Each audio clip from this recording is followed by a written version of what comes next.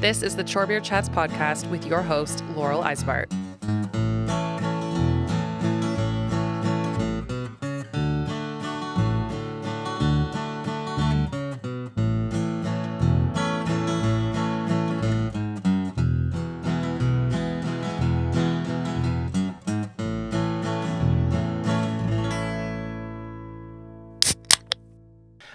Okay, recording, and here we go. So today I am hanging out with a very inspiring woman in the agricultural world who really needs no introduction. Like really she doesn't.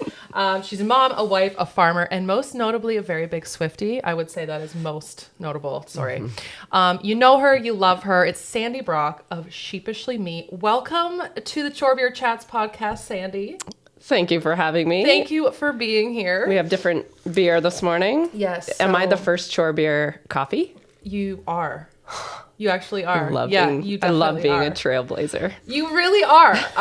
Yeah. So because it's 11:47. It's pretty early. So, I mean, even for us. But it's getting closer. Yeah. So we're just really responsible today and having a chore coffee. Because do you know what? I need to make this clear is, yes, this is called Chore Beer Chat. But the chore beer in itself is not always about the beer. It's right. Not. It's the feeling you have whilst enjoying a chore beverage post-chore. I have not even done chores today, but I still get it, okay? I deserve it. It's the feeling. Do you know what I mean? I understand completely. You get it. I do get it. So chore coffees are arguably sometimes better than chore beers. I said it. Okay? So that's what we're doing today. And if you have a problem with that, you can submit something to the chat line and maybe we'll talk about it, okay? But I don't think anyone has a problem with that. It's very weather dependent too, right? It is. And time of day. Mm-hmm. So in the morning, I mean, there's nothing better than, especially cold morning. A cold beer in the morning? With depends on the day. There's nothing better than a big bottle of red wine. Yeah. Wake up and big old swing of that. Some days. Yes. No, it's true. I actually find too, because I'm launching this podcast in the winter, it's been harder for me to stay on brand with the chore beer mentality because I don't frequently have the chore beers in the winter as much as I do in the summer. It's different in the summer because it's like 8 p.m. when you're done chores. Different. It hits different, Sandi. Yes, it does. Like 8 p.m. It's still light out. Imagine that. The sun at 8 p.m. Imagine just the sun. Imagine the sun. Do you remember what that felt like? It was a long time ago. Yeah, back in my day, I did see the sun. It's been a while. I forget what she looks like. Yes. But yeah, it's true. Chore beers are way more prominent in my life in the summer. Mm-hmm. I do them occasionally, but it's more like a chore wine for me. We have taken up chore cocktails in the month of December. So Mark has become a bit of a mixologist. I do love that. And I have been introduced to gin. We have a little bit of a love affair. And I haven't partaken in a gin in my whole entire life. In your whole life? Not a lot. Because I think when I had gin back in the day, it was garbage. And now we have good gin. Good gin. You got adult money fancy now. Gin. Yeah, not like the gin you steal from Bingo. Parents. Yeah. It is delicious. It's not your Beefeater. The Beefeater is in the back of the cabinet now. Just in case. It has been replaced. That's just in case you run out. December's been chore cocktails. So what has been like your favorite chore cocktail then? Oh, okay. Gin sours. Shit. Okay. Probably at the top. I'm starting to regret the coffee. Followed by the newest one called the South Side. Ooh, it's delish. Stunning. And number 3, a discovery of the gin mule instead of just the Moscow mule. You just substitute. I need to come. You should have filmed this at your house. With Mark. We'll have to have a season 2. Yeah. My place. Yeah, I'm sleeping over. We'll get Mark to be our mixologist. Coffees were a bad idea. These are delicious. I mean, this is the first. I think this is one of my first cold. Have you? Oh brews. My God! Look how much you've drank. I know because I have to catch up. My addict. Addict. Cold brew does slap. Mm-hmm. Yeah. So like a chore beer, what does that mean to you then? Do you know what I mean? Like I think it's different in the ag world because I have of people who follow me that like don't have like they don't partake in the rural world, whatever. That's totally fine. You can also have a chore beer. It's just the feeling.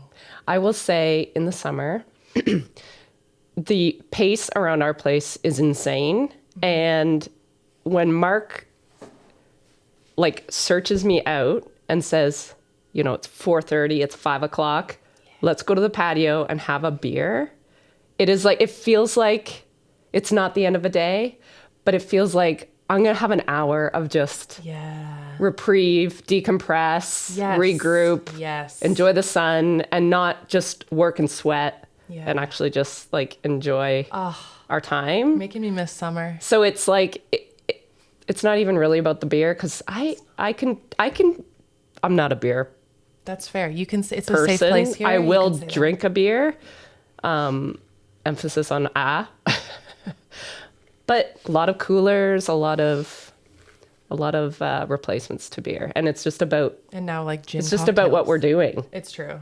Yeah. It's the social. Yeah, it's the social, and that's what we're doing here, my friends. That's right. The social. Now we're bringing it to you on the internet or in your ears, however you're hearing or seeing me. That's right. Okay, I've only done a few episodes, you guys, but I feel like I have like kind of a few traditions starting. Then I one of them being the origin story I like to sort of open with, and not necessarily the origin story of my guest, but the origin story of how origin story of myself and my guest, because a lot of people are like, how the fuck, what the fuck, why, who, how, where, what, when, etc. So. I was actually trying to remember this, but I feel like the origin story of us like is rooted in Belinda. I think probably Belinda Bowman at BB Cattle Co. A mutual friend. This was Belinda. Yeah. That's sweet Belinda with her braids. Yeah.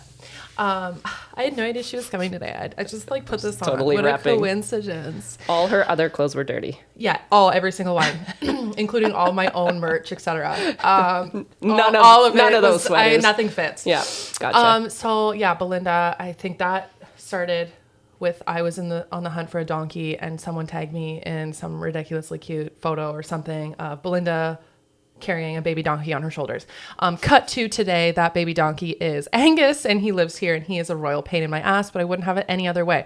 So anyway, I, saw this donkey started harassing Belinda and her mother, and it worked. It's fine. Sometimes harassment's okay, but not always. I'm not condoning it necessarily. She wasn't stalking. She's just harassing. There's a big difference. There is a huge difference, Yeah. okay?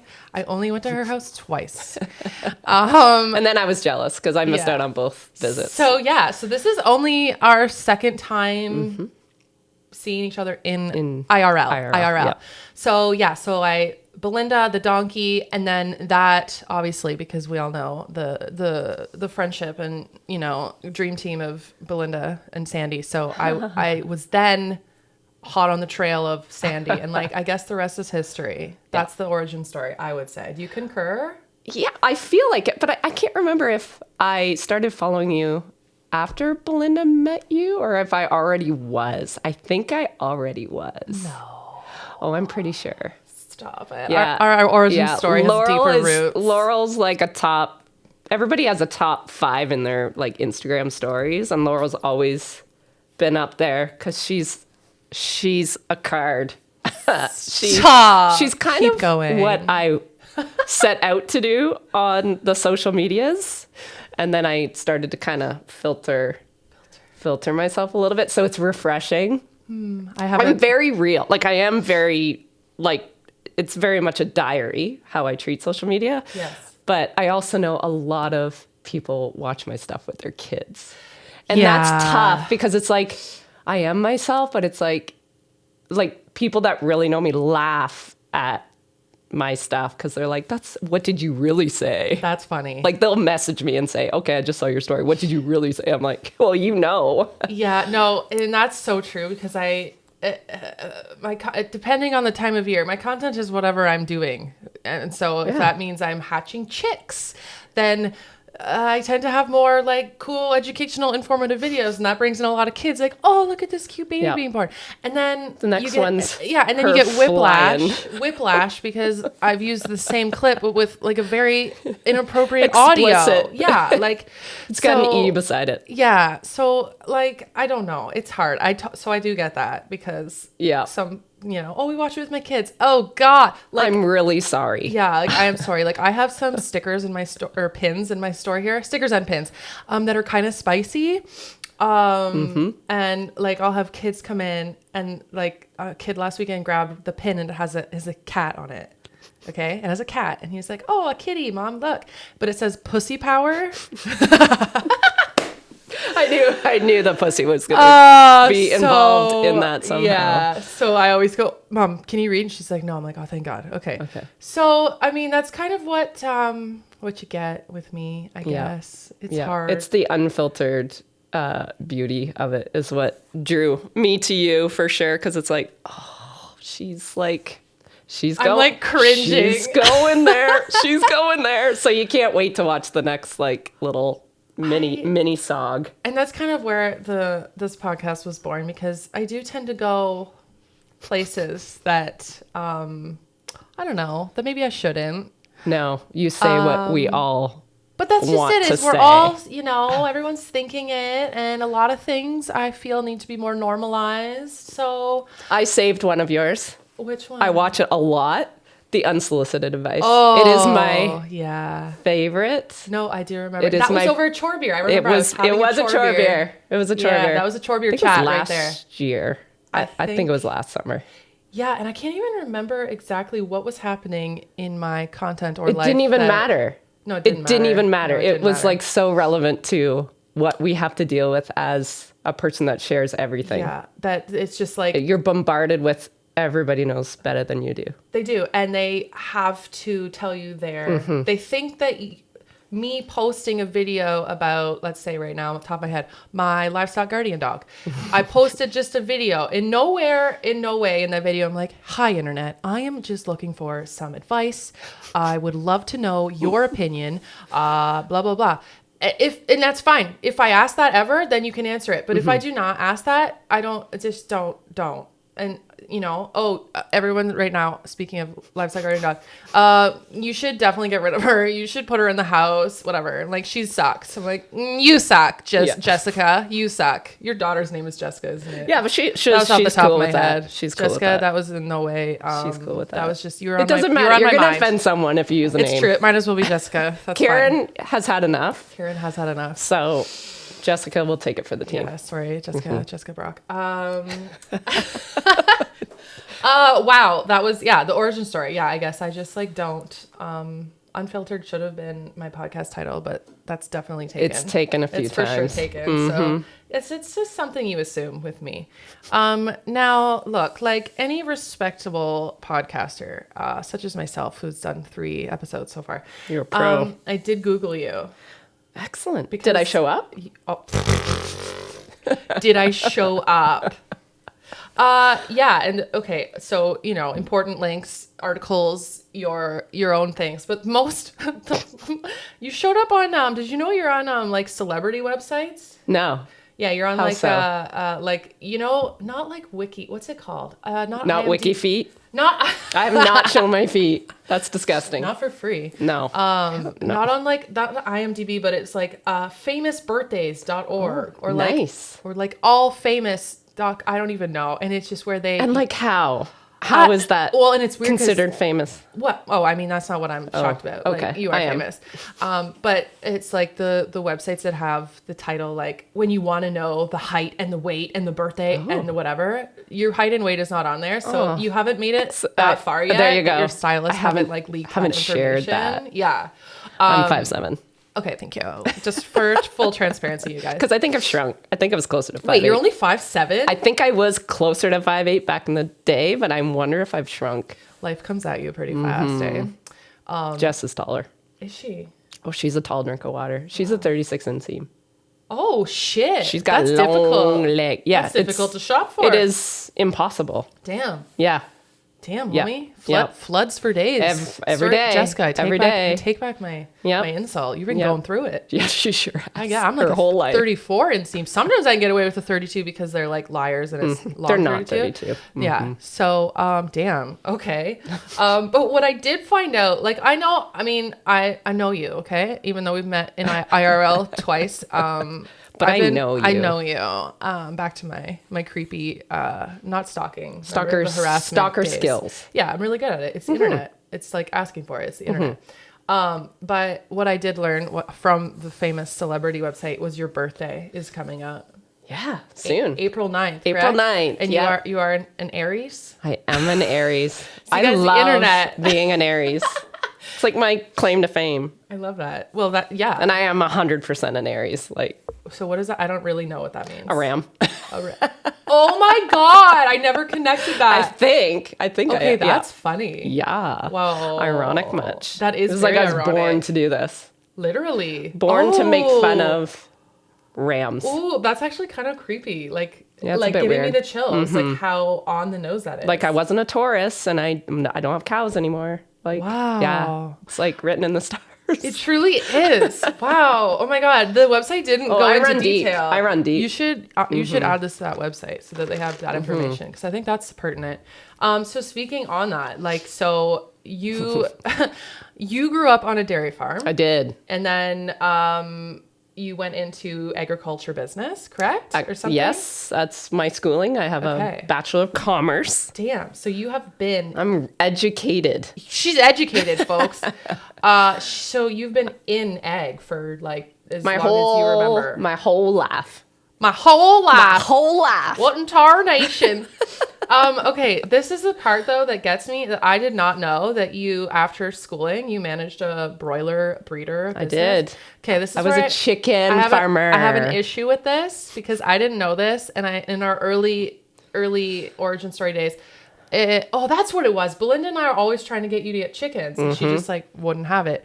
So what the hell? Okay? So is that why? What happened? Like thousands of chickens. Okay, that would do it Dude, for me. thousands. That would Like do you it. going out there every day and dealing with thousands of chickens. Okay, so you've done it. And I mean, I kind of ran it like the sheep barn. Like the goal of everything is to let them do their business every day. So there were some grumpy roosters if you came between them and a hen. So yeah, we've seen it all in the chicken Roosters, business. actually, it's a whole thing. I have to say though, the broiler breeder industry was probably one of the most challenging. Like it was sheep is the most challenging, but it was such a cool career profession. Actually loved. Really? I loved the science and the art behind these birds. Like I actually didn't mind the job. What killed me in the end were managing people. Managing chickens were easier than managing humans. I feel like I could see that. Yeah. Yeah. So that was my ultimate demise out of that business. Yikes. Okay. Well, it Yeah. was for the best, obviously, because then you and Mark branched and did your own thing. Yeah. And that was 2012? Yeah, 2011 is when I left, is when we kind of said, okay, we're out of this part of the business. Mark's life didn't change a whole lot because he continued to run, he's always run the grain operation. Right. Since we got married, basically, before we got married. And then he also ran a Pioneer Seeds deal, like he was a Pioneer Seeds rep. So Okay. he sold seed for like 10 years too. But at that point in our life, we just wanted to farm and figure out our own way. Do your own thing. Yeah. Yeah. So yeah, we kind of drew a line in the sand and split off the family, which was scary. It's probably the scariest, I guess, moment into being independent. Well, especially I think in ag, because a lot of people, it's a generational thing and you just like join the business and so on and so forth. So forth, not farth. But branching off and starting your own thing, then you literally With nothing, right? With nothing. So you grew up in ag and you were a part of all these different types of things, but you are truly a first generation sheep farmer. Yeah, like we had the skills, we had the network, we had all the things that we needed to be successful, but as every farmer knows, it doesn't matter if you don't have anything to farm. And part of part of the whole journey for those 13 years that I was with the family business was I always call it a bit of the dangling of the carrot. So it's like, we're all in this together. Eventually it's going to be like split up, or it's going to be whatever, right? You're working towards your own, working towards your own equity in your business, right? Because farming, it's really hard to talk about it, the actual business side, to other farmers that have done it from the ground level up when you have somewhat inherited it. But in our case, it's like, in most people's case, you work to inherit it. Right. That is, it's our work, it's our back, that, because it's the opportunity cost of not going out and having a career for 13 years. Right. How much is that worth, and how much did we improve the business and make it what it is today, right? Sure. So it's explaining that to other people, like, oh, it must be nice to just inherit a farm, or to be able to just farm your farm, right? And I get that. I get that from people that have had to build it on their own, but everything comes with a cost, right? Yeah, and I find it hard to believe that those comments would come from anyone in ag, because it will come from the generation before us, right? That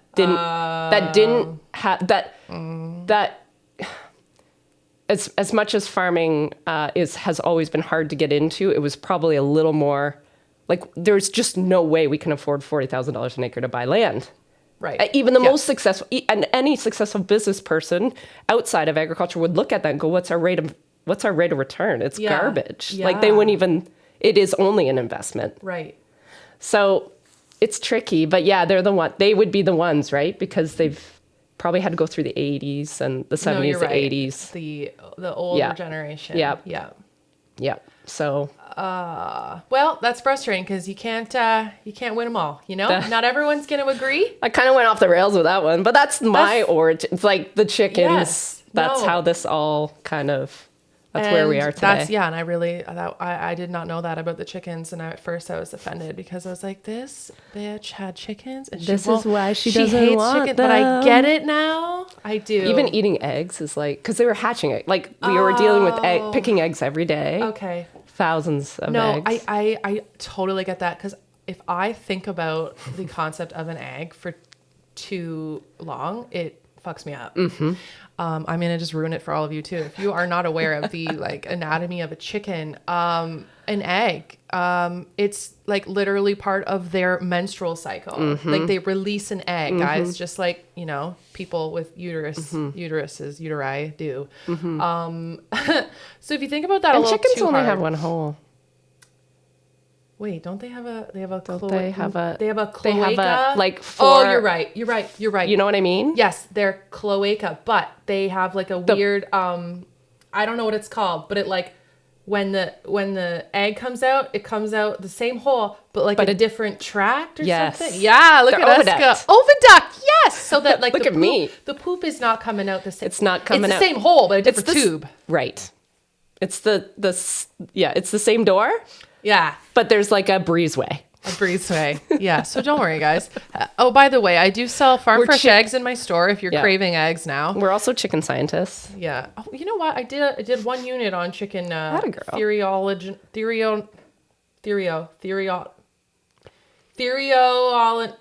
Theology? No, that's not the right one. The reproductive. Gotcha. That of chickens for like a couple days in school. So I'm pretty educated. Mm-hmm. No big deal. It's not a degree in agricultural business. I think you get more educated as you do it. It's true. I've learned way more. I learned a lot on my own than in school in those 13 years about a chicken. Oh God, I don't blame you. More than I need to know, but they are very interesting. Like, if you actually like how those eggs are made and how they come out. It's like pretty amazing. That is cool. But you know what? Going forward, I'm not going to give you as hard of a time about not getting chickens. Yeah, I'm just trying. It's just a trigger from the past. Honestly, I get it. I couldn't do it. So back to when you branched off. Is that when you also started YouTube? Your YouTube presence? No, I wish I did. Yeah, that's regretful. I did not start YouTube till 2017.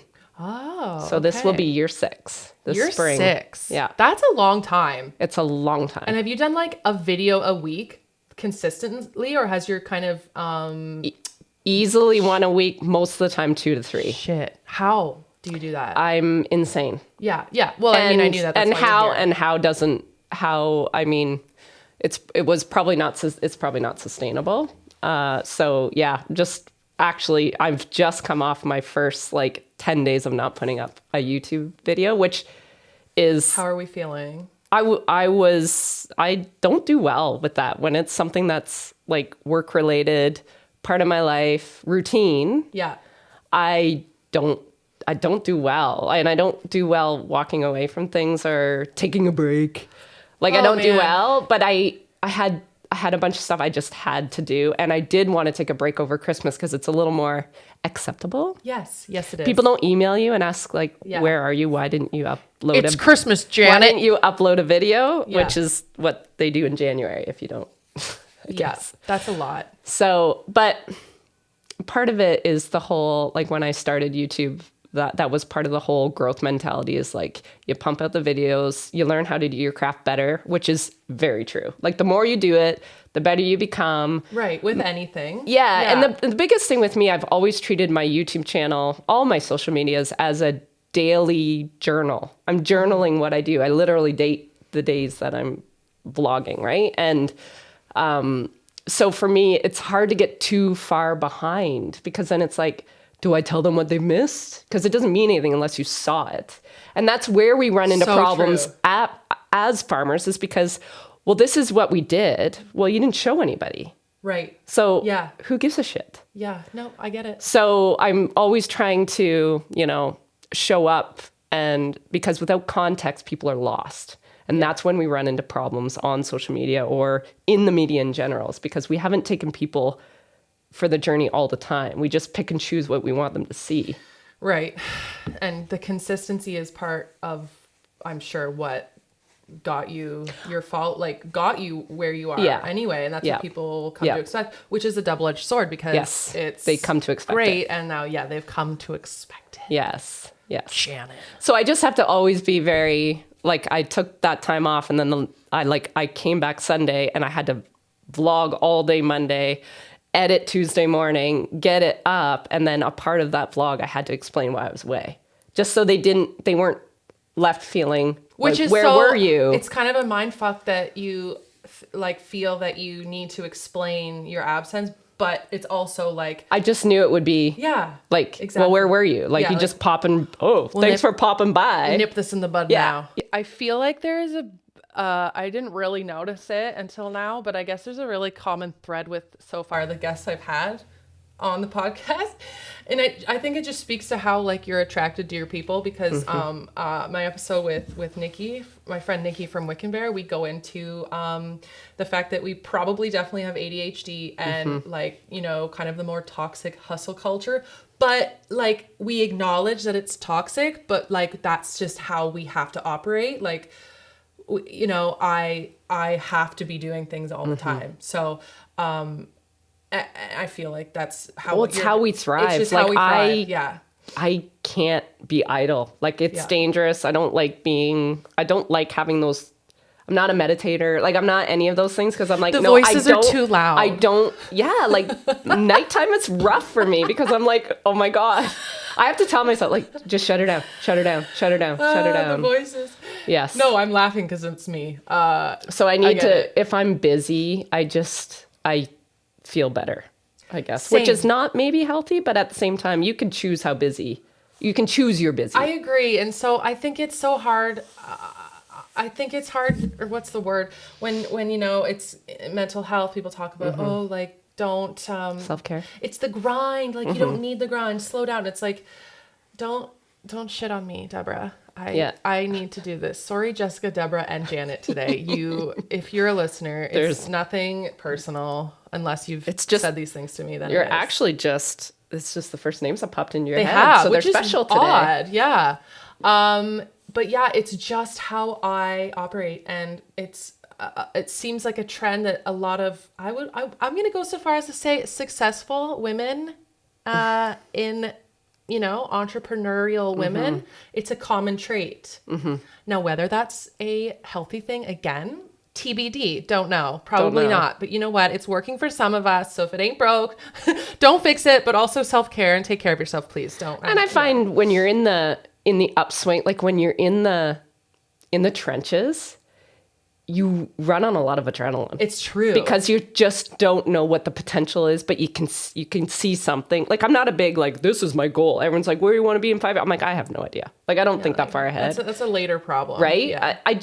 It's just like, it's cool. Once you see stuff, you're like, oh my God, people are really resonating with this. This is neat. Like, where is this going? Like, nothing I've done has been planned or intentional necessarily. I mean, I very much and intentionally with my videos and making them better and trying to edit better and all those things. But it's like, you're like roadmap. The purpose behind it is all just like thrown against the wall. Like there's no plan or intention behind it. That's the best way. Yeah. Right. So, yeah, but then you get to places that you're like, I never in a million years dreamed it would be as successful as it is today.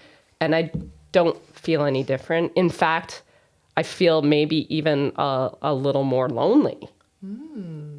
Because who in my personal life gives a shit about how many people follow me on social media? No, that's a good or point. the comments that I got today, or, you know, who do I talk to? Or if I'm in a slump, or if I, you know, or I can't pick up the camera. It's like, who do I talk to about this stuff?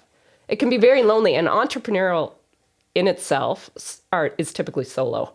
A lot of them that I know in this space, it's very solo unless you have a team behind you. But I don't even have that. No, and that's a really good point because, you know, didn't Justin Bieber say it? Doesn't he have like a fucking song that's like, lonely? I don't even know. Yeah. He talks about this, okay? Yeah. Like, you know, fame. I'm so lonely. Is it? I think off so. My pop culture game, but you guys. It's been a hot minute since I've listened to It's for Biebs. sure a Biebs song about this particular issue, and like I can very much relate to Bieber because I have 12,000 followers on Instagram, so we're the same. But no, okay, and it sounds cringe or dumb, but it's honestly what you're saying is true, and obviously we are on very different playing fields as well. But I get that because it's like, it's like going back to. It's kind of like a high you get from it's adrenaline, and it's coming from like when you're passionate about shit, you get this high of like going after, and like once you start to see some success or positive change from it, then you're like, fuck yeah, I want more.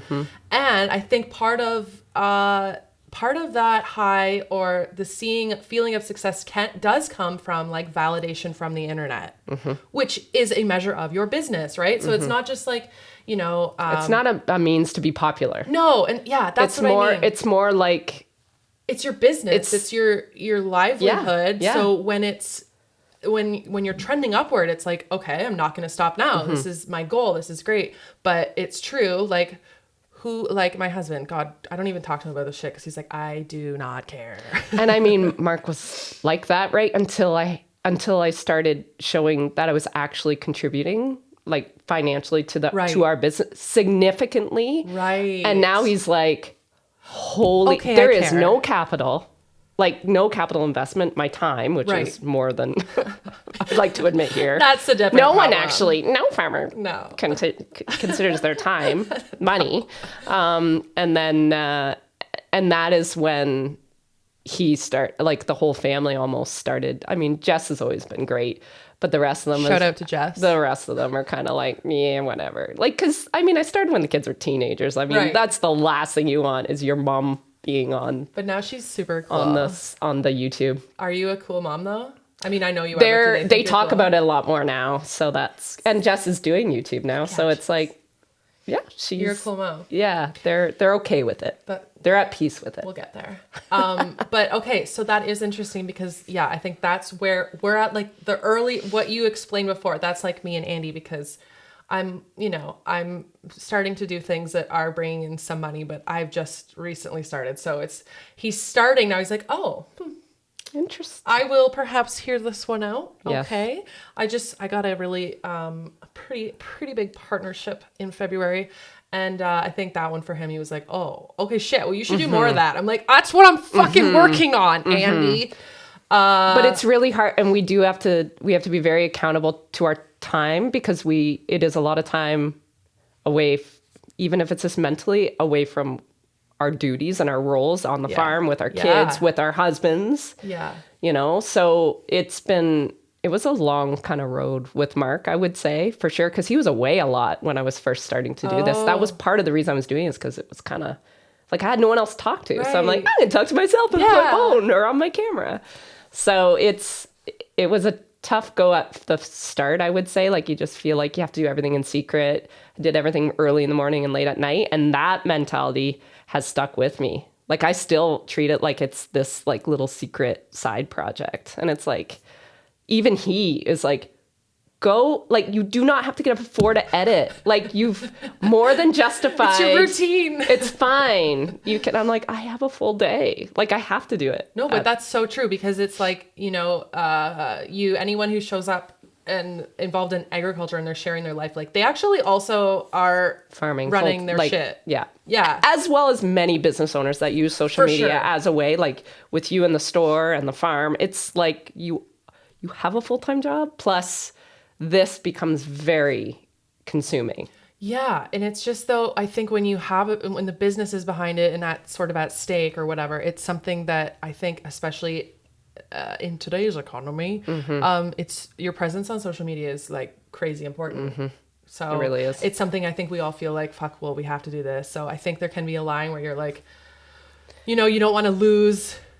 Like, I never want to be doing this because I feel like I have to. I mean, I think that comes in phases. So sometimes I can feel that way. And then like my content will just go to shit, or I'll stop posting. So, and that's okay.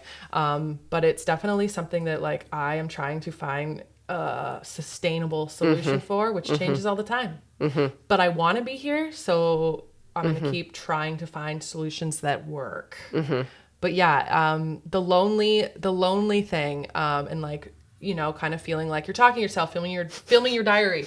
That's resonating with me, because actually, I would never put I started my Ysebaert Acres Instagram, like, I don't even know, what, 2020, I guess? I don't even know. Where did time go? It feels like yesterday.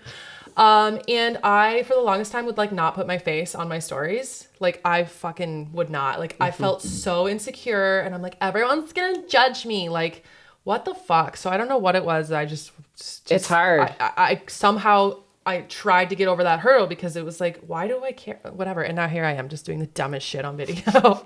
We've come a long way. I think we have to get comfortable. The biggest thing, what I found with myself, because like I hate watching, like I hate looking at myself, and I hate listening to my voice. So that was a huge hurdle when you were getting going. Again, the more you do it, the more you stop looking at all the like spit coming out of my mouth as I'm talking and all these things that drive me crazy. Like I edited. Because it's only you. I used to seeing edit it. everything out. Like if I said if I did all stupid things, and I said stupid things, and now I'm like, now I can actually watch myself sometimes when I'm editing. It's a very personal thing when you edit yourself, especially when you haven't looked at it in a day or whatever, if I'm editing the next day. Yeah. And it becomes, I think I talked about this once in maybe a post or something, but it's like I've become friends with myself. Ironically, like sometimes I watch my own stories because I'm like, I forget what I forget what I put. So I'm like, oh my God, what did I put today? And then sometimes I'm like, I'll laugh. Like I will laugh out loud. I'm like, oh fuck, that was funny, right? Do you know what? You have to be your biggest fan. That is, or not even a fan. You have to be your own friend. Okay, you have to be able to look at yourself. It's and true. not want to punch yourself in the face. Ooh, and that's a hard hurdle it to is get a over, real guys. hard. And as you get close to 50, like me, it's very hard to do. Are you close to 50? Yeah. You didn't do your birthday. April 9th. You didn't do your birthday stalking that well. I didn't. I don't. Yeah, I will be 48. 48. Mm-hmm. Damn, girl. And I was like watching you, I think yesterday or this week sometime, you're like, I'm 32. 32? I am 32. You're younger than Taylor. Only by 1 year, but yeah. You literally grew up with her. I did. I'm so jealous. Shit, I have to save that. I Wait, know, we're not ready for I Taylor, know. but we're gonna fucking get into Taylor. Anyway, so it's very, you have to become comfortable with yourself before you do this, or it doesn't work. It's true, because I think the biggest thing for me personally, and I will die on this hill, to show up on social media, or I don't know if you can directly correlate like success or followers, whatever, but I think me with my journey of whatever on social media, it literally comes down to authenticity. And if you can't like yourself or watch your own self, then like, or not take yourself so seriously that you can look like trash and be okay with it. Like you have to be real. I think being real is huge. Like for me as a when consumer. I'm consuming social media, like I see right through that and I'm like, I do not. Yep. No, thank you. Yeah. But like, I think that's why I like watching people. Like I watch Elise Myers. I watch like you, just because it's like, I know something's gonna come out, like, and it is not gonna be intentional, and you wait. You're waiting for it because you're like, she gonna, something's gonna happen here. You're just waiting for it, right? With me, when people are watching me, half the time it's just like, what are those sheep gonna do? And I mean, I've definitely gone all in on that, and that was the point behind the channel. It's like sheep are ridiculous, and the moments you can catch you see it with your animals. Like it's just those little moments. You're like, oh my god, I wish I had a camera. Like right? you gotta always be filming, always be recording. ABS. Yeah. And now a word from our sponsors. Have you heard about my friends at BluePoint Public Relations? They're a bilingual boutique PR and strategic communications firm specializing in inclusive, trauma-informed communications. BluePoint PR's goal is to grow your reputation by building long-term, meaningful relationships between you and your audiences. As someone who is conscientious about the message my brand puts out into the world, I always find their social posts helpful and informative. Follow them at BluePoint PR on all platforms today to get free communications advice and learn how to mind your message. That's funny. Yeah. I also laugh at my own shit. And if you can't, then you probably gotta work on. You got some self love. If to do. someone's gonna laugh at it, and if no one's gonna laugh at it, at least I'm gonna be laughing at it. I literally will just like an idiot, and it's not even like a self-involved thing. It might be a little bit. I don't know. Whatever. Oh yeah, we're just a bunch of narcissists over here. Because sometimes I just think my shit's so funny that I'll have like 12 views, and I'm like, I don't care. It's still funny. It is funny. It's still fucking funny. Yeah. Yeah, okay. So I guess we sort of touched on it, but I was saying for me, my big like kind of power words for being, continuing to show up on social media is, well, it is the act of showing up consistently. Well, not even consistent. You got to give yourself some grace. I'm going back to the whole like self-care thing. Like if I don't feel like posting, I just won't. But for me, my big word, I think, is authenticity. Like I said, I'm on that hill. I will die here. If you're trying to grow your business or whatever on social media, I honestly think if you are not being real, like, people will see through that shit, and you're gonna have a heck of a lot harder time getting to where you want to be. And you know what? That's just my opinion, but I think it's true. So well, and the biggest thing that I have is when someone actually meets me in real life, I'm like, one of the first things, because they like now, especially because you're like, oh, I only know you because of YouTube or whatever, and it's like, okay, so like, am I who I am? I will always ask that because I'm like, oh, cool. Because it's like, there is no bigger disappointment than you're like madly, entranced with someone on either TV or social media or whatever. And then you meet them in real life and you're like, that was disappointing. Yeah. That was a kick in the gut. Like they're nothing like they are in real life. Right. And so I always try to remember, like, if I met Sally at the grocery store, is she going to come up to me and just like, will she be thrown off guard because I'm so different, or is it going to be like, yeah, you're exactly the same? And what did people answer? Exactly. Yes, yeah, you're like, you are. Yeah. I try to be. It's actually it's a bit uncomfortable because you're like, I am so boring and normal. Like I'm not. I just happen to have a social media following, which is just the weirdest thing anymore. But that's the difference is. You can be boring. I'm not agreeing that you're boring and normal, but my point is you can be boring and normal, but if you are authentic about it and showing up as that, it is so much more relatable than like trying to be something you're not, because I don't know, I guess it gets through some people, but I can't see past it. Like I instantly will know. I'm like, you are just trying too hard and I'm not vibing with that because it like is so unrelated, or it's like icky to me because I'm like, you need to. It's funny you're talking about this. I did a presentation on the weekend just about my social media. And I think I said, when I started this journey, every conference, it was when agriculture was really getting dogged on. Like it was like W5 was playing all the dark videos of us abusing our animals and all these things. And I remember going to every conference and it's like, we got to stand up for ourselves. We got to get out there. We got to share our stories so they don't share it for us and blah, blah, blah. You know, show all the good stuff. We don't do that stuff. And it's like, I don't know about anybody else's day, but there's like the good days, you have to go through a lot of bad before you get to the good that might happen at 7 o'clock at night And after a that's realistic. 12-hour day. Yeah. So I'm like, this is all bullshit. And if this is what you're trying to teach farmers to do, then we're going to get called out because it's not authentic. That is not what happens. And I'm like, no one believes perfect, right? And I said in this presentation, I said what I saw in what I've seen through this whole thing is that no one wants to see the end of the movie because no one will believe it. How did we get here? Right? And for so many years in agriculture, that's what we've done. We've come up with these great sciences and things to help us push forward in making more food. But it's like, we didn't take anyone with us to show them what or how we did it. And I'm like, the middle, the messy middle, the mess in the middle is where the story is. 100%. Right? Yes. It's not like, I don't know about your feed, but my feed is all like before and after of all the freaking weight loss because it's January. We all stuffed our face in December. And it's like, I'm still stuffing my face. I'm like, I don't believe these. No. I don't believe a before and after.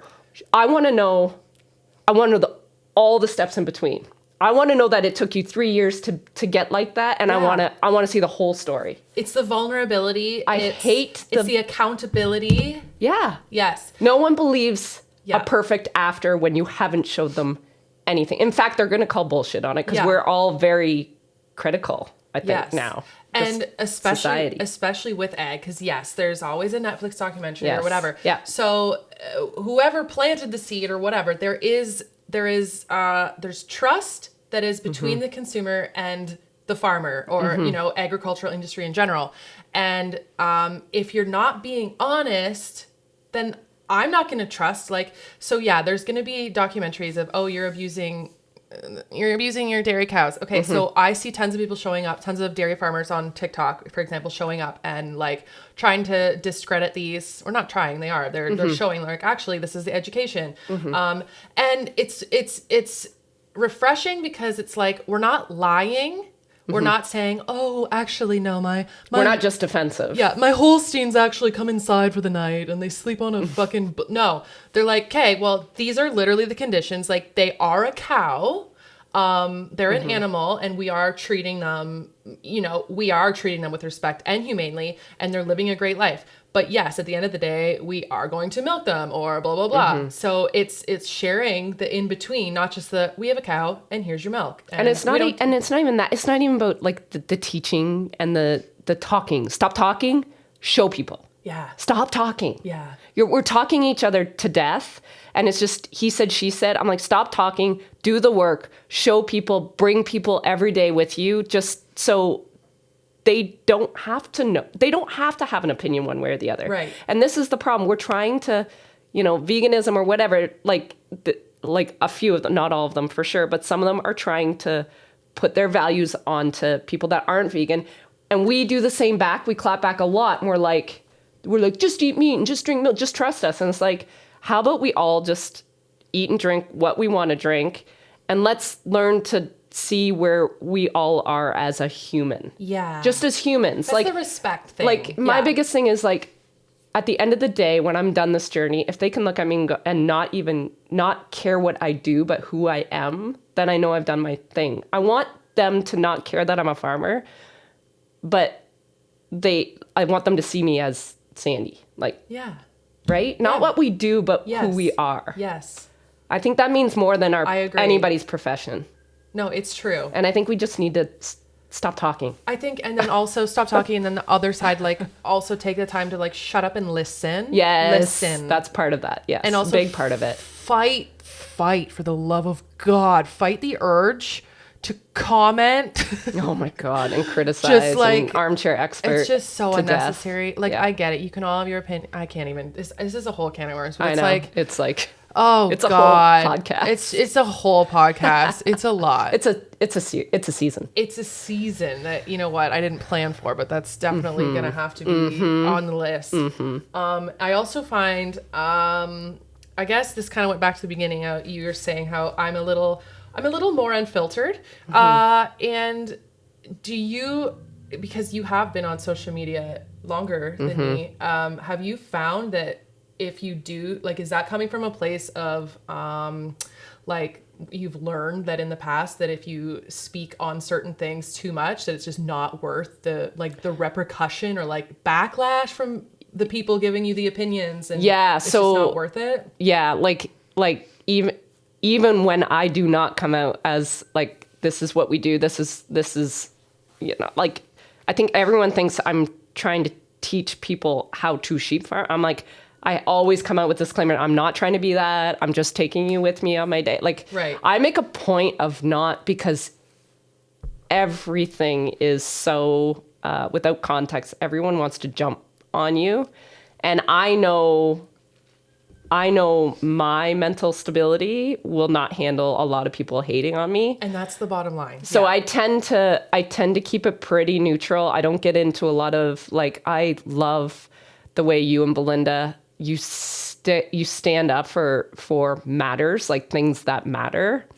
And I do a lot of listening and watching and consuming in those times. And I know I don't speak up, and but I never have. And I guess I talked to Mark at length about this too, because I'm like, I have such a huge platform, and I know I have a responsibility to talk about these pressing issues, things that actually matter, not sheep. But it's like at the end of the day, that's not why I ever started it in the first place. I wanted to be a place where it didn't matter. Right. It didn't matter what your, like, my whole thing is like, it doesn't matter where your values lie and your beliefs lie. Everybody can have their own, as long as you're not like subjecting another Deborah, we're human talking to you. being to Deborah, Janet, but it's like, it's always been a place where people can go and just laugh or smile and not get too caught up in the,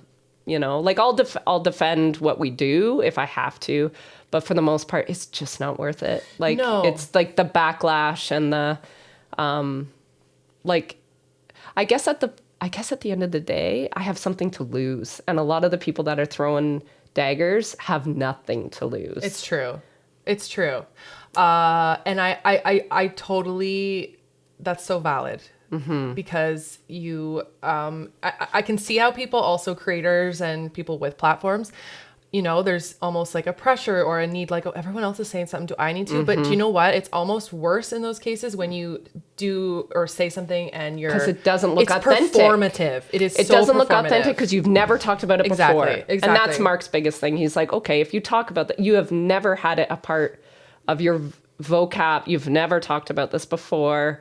It will look very trend jumpy. Yes. And then it's not coming from the right place. Exactly. And then that, I think, when you're being more performative, even if maybe that's not how you intended, but if you're not truly authentically behind what you're saying, then I think it does come up as performative. And I think that's probably more damaging than the latter. So yeah. No, so I get it. I tried to put, instead of my mouth, I put my wallet into things. That's good. Because it's like, I have a platform, I have a responsibility. I'm not gonna tell everybody what I think that they should believe in. Invite engagement. Like, but you're not engaging. But I'm going to take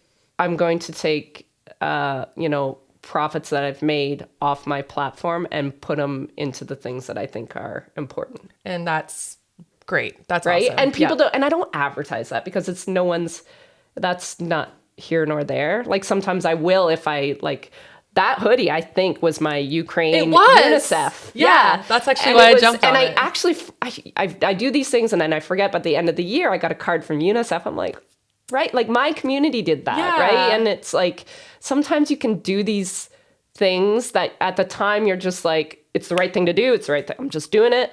And then at the end, when you kind of look back and reflect back, you're like, that's the right way to use your community for good. Right. And I feel like you also, and I'm not trying to be like You're old. Oh, I am. By any means, but I think fine that with it. I am in my early social media. Like I am learning hard lessons where you do have more.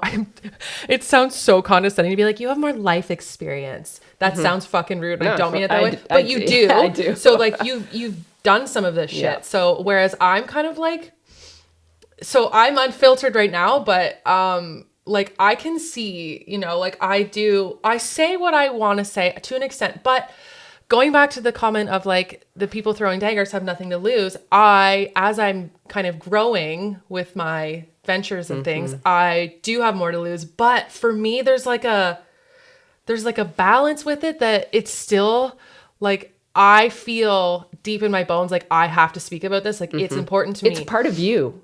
Right. So it's like it is your thread. It is your being. Thank you that you say that, because so I do see the potential consequences. But for me, and maybe this is something because it's an experience thing that I'm sure it will change in 10 years from now or whatever. But I just feel like I don't care. Like if I lose a partnership or whatever, or a customer or a follower, Deborah, I'm so sorry, Deborah. I love you. I'm so sorry.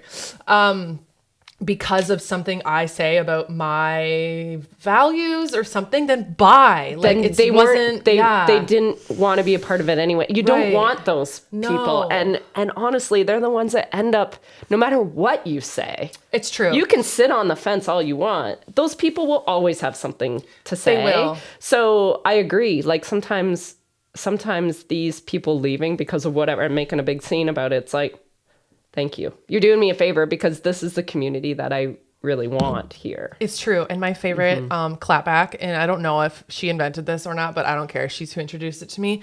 Caitlin, Wild Rose Farmer, my fucking favorite clapback in these scenarios. When someone comments, She does have a lot. unfollowed. What does she say? This ain't an airport. You don't need to announce your departure. Yeah, bye. Like, bye. Like, there's the door, honey. So I mean, the more I'm talking about this right now, the more I am like very confident in like, I am not going to stop. I don't say things like, I don't know. I'm not even gonna give examples because I'll get heat, but like I will speak on things, and it's okay that Sandy's saying that that's not something she's comfortable with, or it's not something that is authentic with what she's been doing, because it's true. If it's not something that it has been in her vocabulary, like on social media, not to say she doesn't support certain things off the camera, then yeah, it doesn't make sense to her brand, and there's nothing wrong with that. But for me, I actually do kind of feel like my brand has been built on like speaking my mind. Absolutely. And for very, very good causes. And I think I've talked to Belinda about this too, because she's also very passionate about what she believes in, has no problem going public, going private, whatever. And I said to her, most of the times when I don't say things is because I'm so ignorant to the whole situation. So I don't want to speak to something that I have no business. Right. My daughter knows more about like Indigenous relations and all, like that whole nightmare of what we've gone through in Canada, like Canadians being so perfect. That is a tarnish on us, on our legacy as Canadians. And she knows more. My daughter has researched more on that whole thing through, and they were taught that a lot more in school. We weren't taught that was under the rug thing. So if Yeah. I just came out and was like starting to spew things that I don't know anything about, was I passionate about it? Absolutely. But it's like, I want to read books and I want to educate before I even comment, if I ever comment. But again, I love to sit down with Belinda and hear, because she's worked with Indigenous groups, and it's like, tell me what you know, tell me their experience, tell me, like, I want to know the inside, things. What do I need to know to be a better Canadian, a better human? And so I will learn more from those one-on-one individual conversations with people that I trust than the internet. And that's the shit that matters, though, is you are doing the work and you are wanting to educate yourself on things, but you don't have to the internet doesn't need to know. You know what I mean? But it's just normalizing the conversation. And I don't feel like I have a right. I have absolutely the rights to donate where I can and stuff, but I do not have a right to have any like an opinion on it. No, I know what because you it's mean. like it didn't happen not to your me. story. Yeah, so but am I can- intrigued and am I interested? Am I curious? Absolutely. Right. Exactly. No, I get that. So, no, I think that's staying authentic to yourself. And I think, again, that goes back to like not being performative because that's just icky. I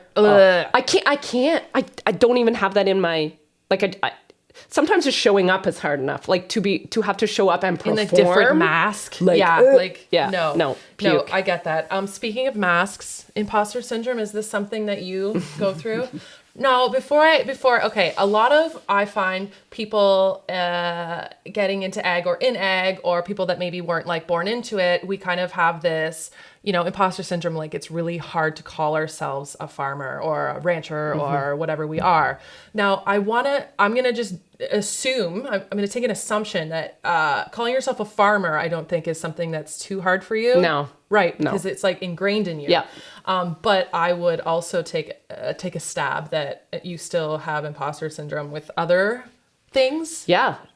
Sheep farmer. Right? I've been at it for 10 years, and every day I either A, see something that I just don't know what I'm dealing with.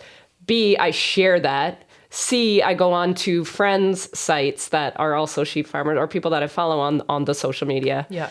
And all I do is compare. I'm like, it's impossible. Why to not am I compare. why am I the only one after 10 years? Why am I still struggling daily? Like, when does this get easier, and why is it so easy for them?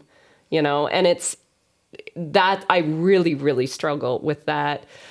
I sometimes struggle with just people in our space, with just sometimes the way they show up too. It's like, oh, maybe I should do more of that, or maybe I should do, like, you start to question how you've always shown as a creator, right? Because algorithms change. You're always trying to like up your ante and re-strategize and make sure you're keeping up with the trends. And then it's like, but some of it's like, it's not my brand. It's not, and it's like, that is a lot of time for a platform that means I get nothing from. There is no ROI on these platforms, some of them, for me. So that's been the latest thing, is like, where's the biggest bang for the time I put in? Because none of us value our time enough. No. Right? No. It's just a part of the, like I asked Mark the other day, I'm like, I see these people, I see stores, and I'm like, I know what my margins are. It literally is making me question selling anything. Like, and I don't have a store. Like, I'm doing everything online, but I'm like, the margins are not there. Like, I question all of this, but I only did it because A, the community asked for it, and B, everyone else is doing it. Yeah, the comparison game, trying to like almost. I'm like, I have to have a store. Every other YouTuber has merch, and I have to do it. And I'm like, but every cell in my body did not want to do it. I did not want to have merch. I did not want to do anything. The wool, getting my wool done has made that very digestible because I'm very proud of it. Yeah, it's very But cool. the margins are shit. It's like, and it's so expensive. So for a consumer to have to buy it, it's ridiculous, because I see how much they charge at Michael's or wherever. And I'm like, how do you compete? But I can't make with Michael. I can't make money on any of this. And then it's like, and it shouldn't be about that, but it has to be about that. It does. We have to. It has to be about that. I know. Oh my God. I keep like, the themes are coming back. It's my episode with Danny, my friend Danny. We were talking about this, is like, this is my year. This is like the year I decided, well, I've made 2023 the year that like, I'm monetizing. I'm going to see my value, and I'm going to fucking get that bag. And I don't care. And I'm being transparent and honest about it, because it's just a lot of work. It's a lot of work to justify the time. Like, I have spent the last couple years pouring everything into like creating the foundation or the following or whatever that I have.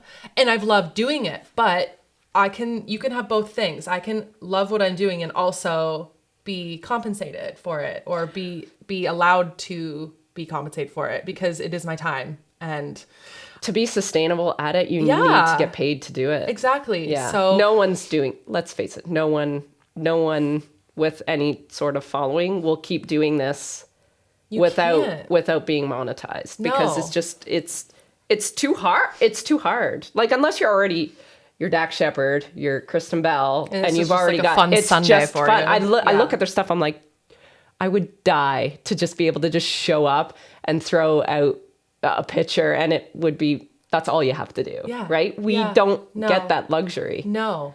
Yeah. So it's And they've earned it too. Oh, like in their own way. But it's just like, yeah. And I mean, I would never want that either. But it's like, that's the dream of social media is the fact that it's social. It is, yes. Long gone are the days that it's just social. It is work now. It is. And I think I was held back and worried about, going into certain partnerships or doing brand deals or whatever and like doing some paid partnerships on my Instagram because I'm like, it comes back to the trust that I have built with my following. And I'm like, I don't want to lose that trust. If the partnership makes sense. But if it makes sense, like as me as a consumer, when I see anyone I follow doing a paid partnership, I'm not like, ew, you sell out. Never. I'm like, Never. yes, get that fucking money. Yeah. Like, unless it's like a partnership for, I don't know, something that just absolutely doesn't align with their brand or them at all, that I'm like, this doesn't make sense. And then I lose trust. The trust gets a little broken. Yeah. So I'm very picky and very conscientious of who you would align with. Yeah, because it's no different than it's in your brand. business. Exactly. Who are you going to align with in your business? It has to make sense. Right. Because it can destroy it. It's true. Yeah. So I keep that in the back of my mind. And then I'm just trying to get over that hurdle of thinking about like, oh, my followers are going to, lose trust if I start doing, no, you guys get it. They are your community because and they know more than worked hard. They know what I do. Yes. And like my ride or dies, they know how hard I work. That's and right. like that, no bother. It Yeah. is no bother to them. They will interact with the post, whatever. So. And they're the only ones that matter. It's Because they're true. they literally are your customer. Yeah, it's Before true. you even have a product. It's true. They've been around. And if we listen, like you said, if you stop talking and you actually listen, they tell you what they want. I only have a store because I had customers that were telling me what they wanted. Right. There's not a lot of businesses out there that are like... No, it's true. Like, we have customers before, or even if we didn't want to make the product, they want something from us. So it's pretty... It's a mind warp, but it's like, that is an amazing business model. It is. It's pretty surreal. And it's so true. earned.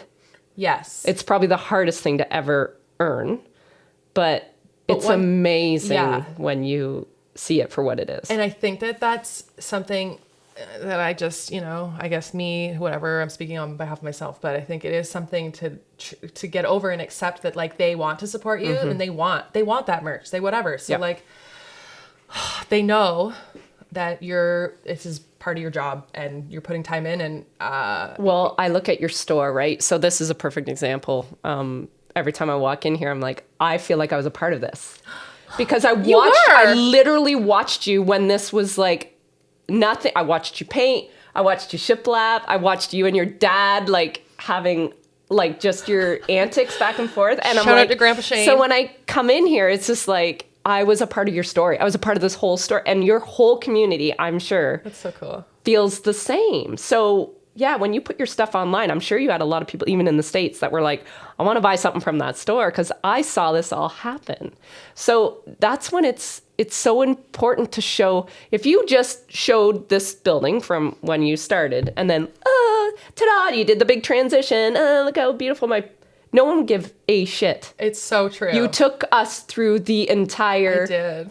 blood, sweat, and tears of this store. So when I look at it, I'm like, this is amazing, right? Thank you so much. And it's the perfect way.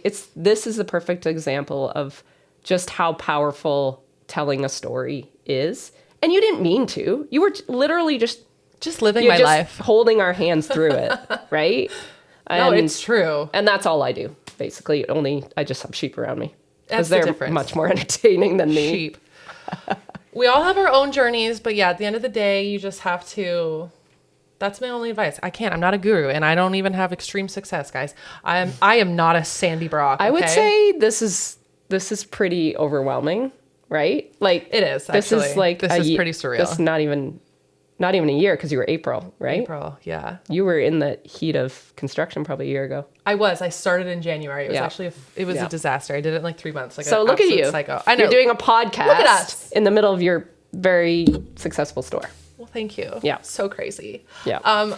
Now, I have another segment I want to get to, but the first thing I would like to touch on is when you were here last, I saw your email notifications. Oh, you want to know where we're at now? Yeah. Have we dealt with that? No, I don't deal with it.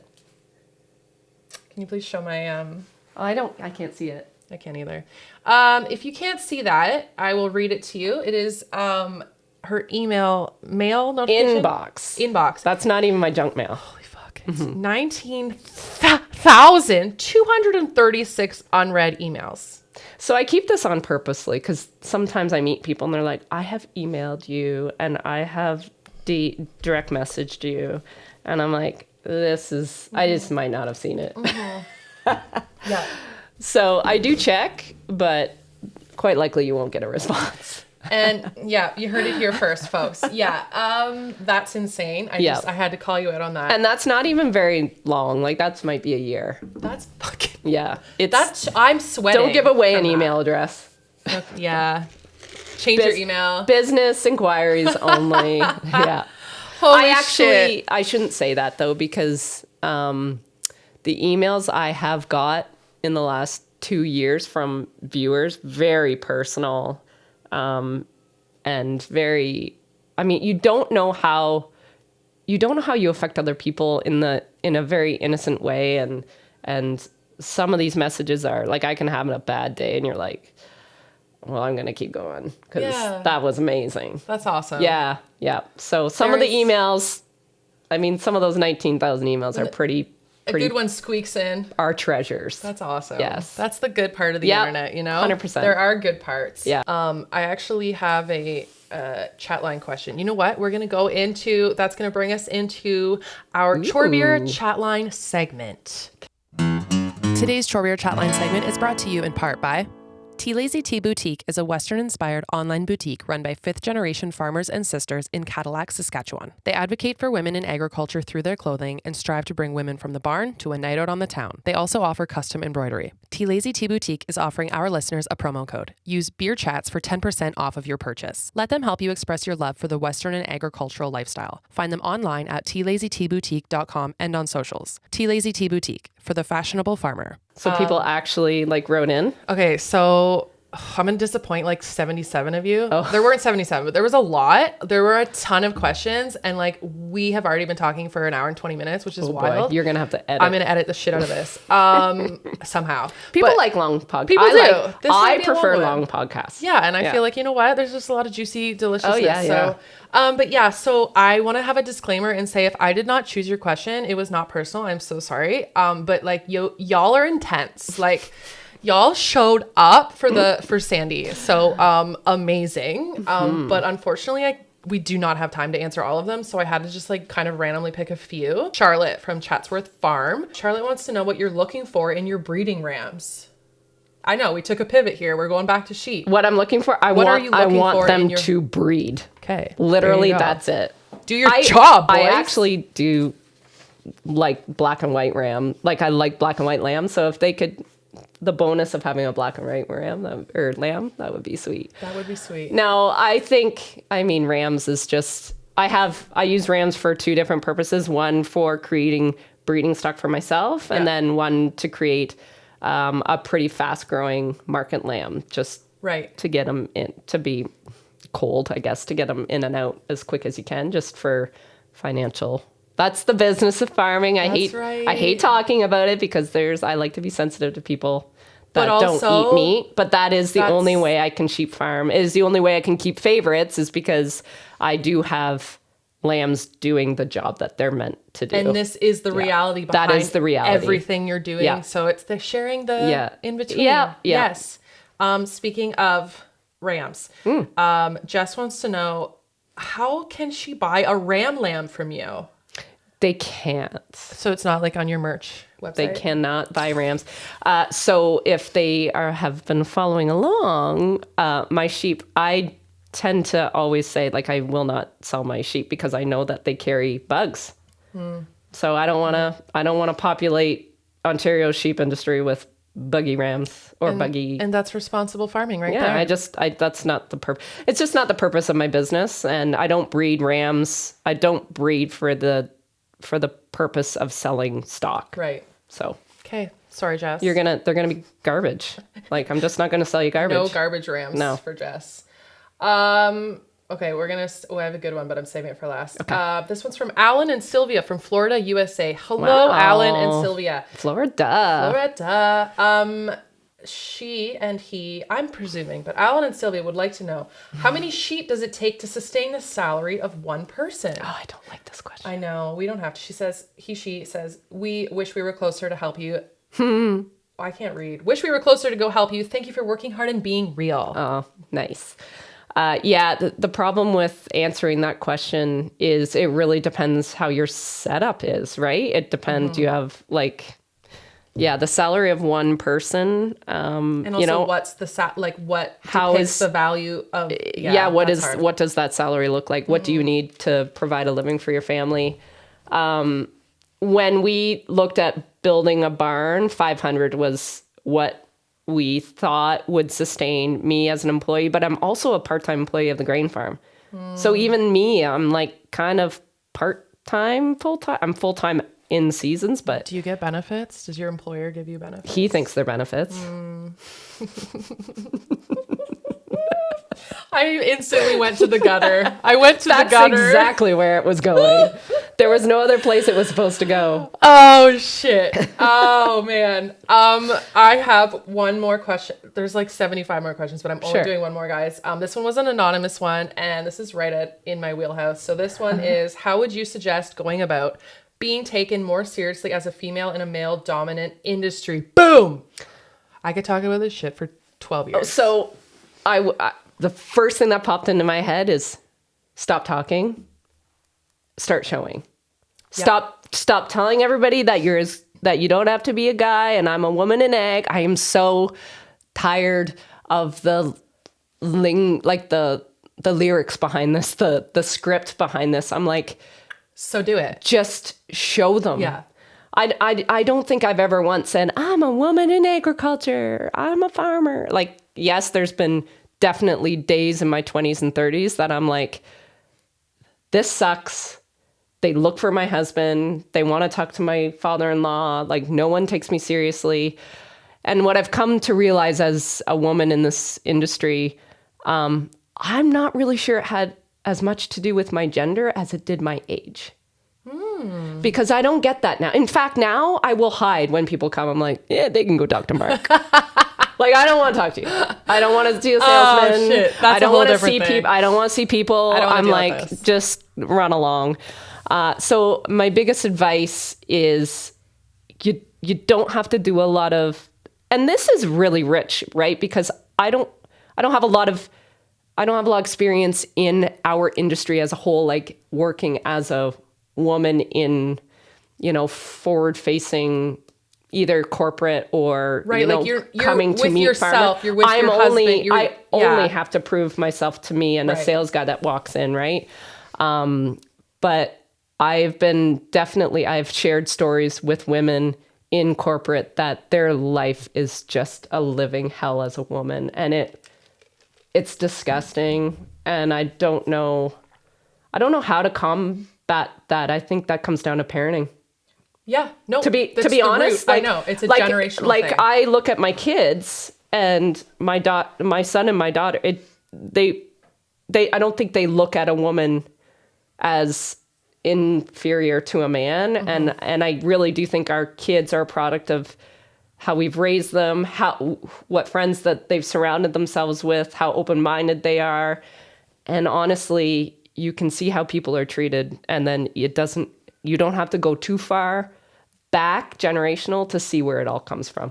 We are a product of how we were raised. 100%. And I feel that so intensely that it literally, it depicts how it's how I base my parenting, or I try everything I do. I'm like, oh my God, how is this going to traumatize you in the long run? And I mean, and going back to that too, a lot of people are like, oh, I love your work ethic and all this stuff. I'm like, my dad didn't treat us any different. Like we didn't really work for, mom didn't really go to the barn. She knew that just was not going to be a good thing for the marriage and everything, her health. And so they only had 3 girls and we had no money. So it was like we did chores before we did anything else. And that just stays with you. So I thank him for the work ethic. I also thank both of them for just not treating, and I quote unquote, treating us like girls. Yeah. Right? Like they treat us like hired help. Yeah. Like so people. You know, dad treated us as girls once we were in the house and we were heartbroken because we had a bad breakup or something. Then it was like different. Then you're treated like a girl. But in the barn, like for work, I wasn't treated any differently, which is refreshing. But not every woman has had that experience. And that's what I've come to learn through the years. And it is different, I think, for a lot of people farming, you're not seeing a ton of people. So you may have like the odd experience or run in or like subtle comment when you go to the feed mill or whatever. But for the most part, you're keeping to yourself. So it is women in different sectors that I can't even imagine being a woman in the trades or in the oil patch.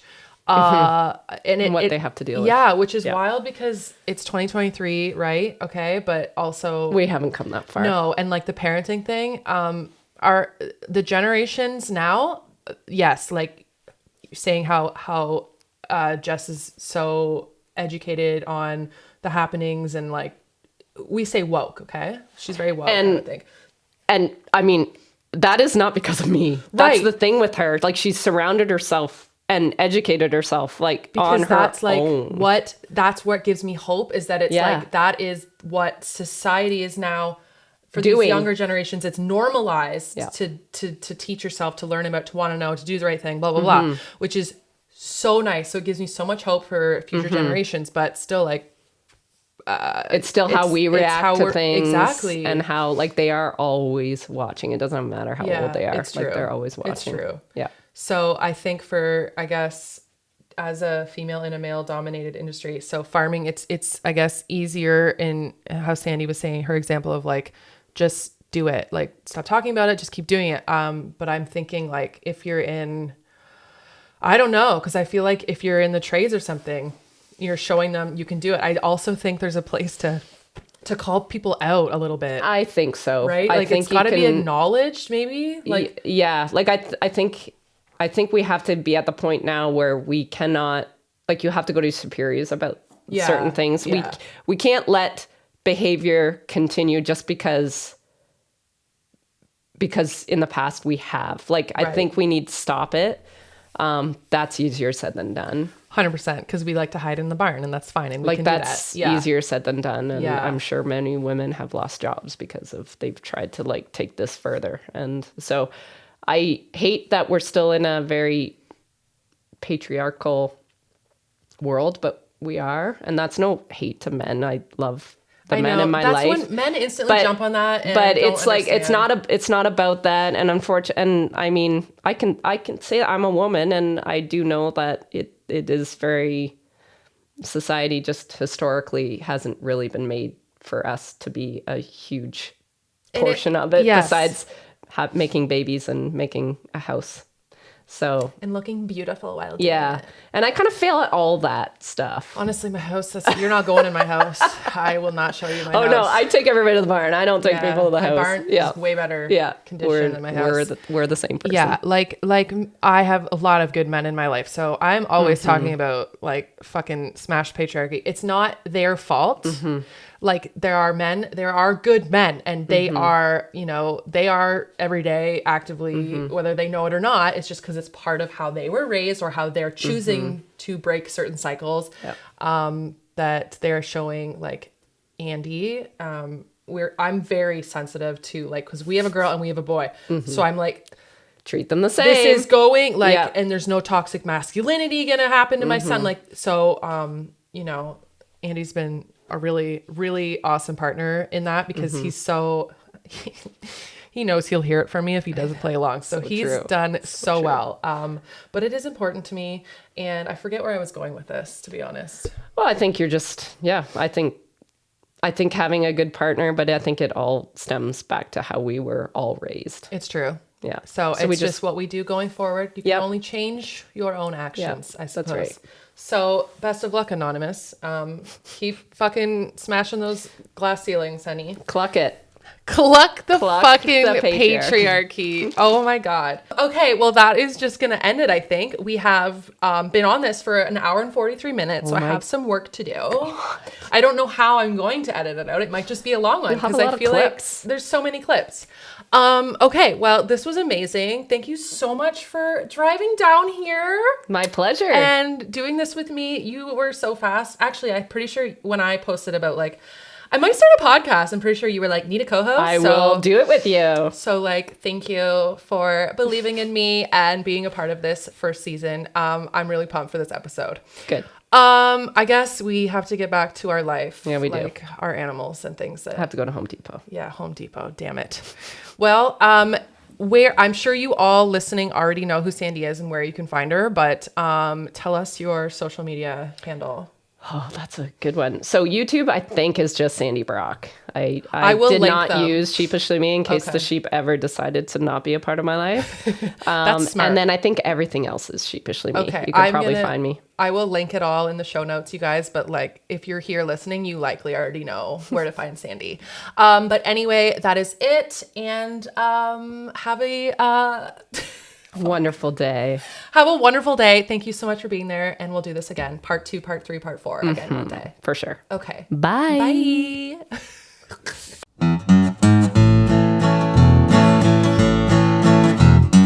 Thanks for listening to the Chore Beer Chats podcast. You can find more information related to this episode at the show notes on our website, ysebaertacres.com/chorebeerchats.